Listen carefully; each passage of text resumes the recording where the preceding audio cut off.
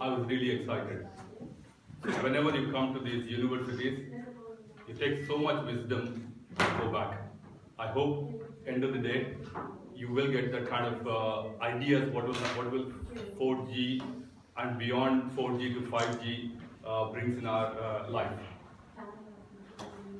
So, from a Vodafone perspective, in next 19 days, in fact, we are launching 4.5G in Turkey, and it's a great time for me also to take a little break and then come and think about future, right? And we're preparing our networks and services for making sure it is 5G ready even now. On the core network, we're building the entire virtualization. Access network, we're building the networks for the future. That's what is happening right now as we speak. And we deliver about 40 million customers on 4.5G, 4G in 20 different countries. With that experience, we've been working with various academic institutions and also vendors like Huawei, Ericsson, and delivering for the 5G. With that, I would request Professor Hiran, and floor is to you. Thank you very much for hosting us here. Well, thank you, everybody. Merhaba. Yes, it's wonderful having you here today. I came to Dresden 21 years ago. I used to live in Berkeley, California, and I've enjoyed living here for quite some time. And over the last 20 years, we have managed to actually put together quite some research. And I'll give you a little bit of an idea of what we're doing. So during 2G times, it's not working. The simultaneous thing is not working. Maybe you want to use another one. It's working. Okay. So during 2G times, we worked on 3G. During 3G times, we worked on 4G. During 4G times, we're working on 5G. And we already are working on 6G, of course, but don't talk to anybody. Okay, so I will give you a little bit of a vision of what our view is, what is so new and different about 5G.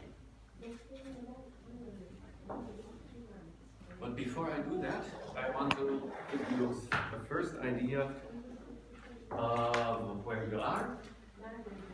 We're the Vodafone share. That means we get some core funding from Vodafone Group from England. The first 10 years, the core funding came from Mannesmann Mobilfunk in Düsseldorf. And so we have done quite a bit of things. We work with partners, companies that like our ideas, come by and wanted to research with us. And we also get sponsoring from a whole bunch of companies that say, we want to give you money, or not food, but technology, tools, hardware, software, for us to actually enable the research to happen. We also, when I came here, you have to remember this city everything was great. Yes, still you saw a lot of scars from World War II. And it was just a couple of years after the wall came down. And so one of the things we did is, since we didn't have any local partners that could collaborate with us, we started a whole bunch of companies, so that now we have quite a few wireless communication companies in Dresden, of which some of them were sold and are big companies now in the meantime, like Systemonic, NXP, or Blue Wonder was sold to Intel. The other thing that we did over the last years to put Dresden on the map very nicely is we organize big conferences, and next week we have again 2,000 people coming. and these 2,000 people will talk about chip design and circuit design. Because we believe that wireless communication research is not only about understanding it from an application point of view, but the question is, can we build chips for that?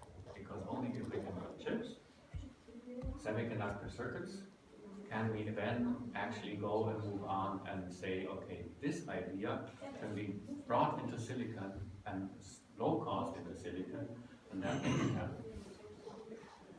Yes, we are pretty visible. TU Dresden here is one of the 3 elite universities of Germany with engineering. There's Aachen, Munich, Dresden.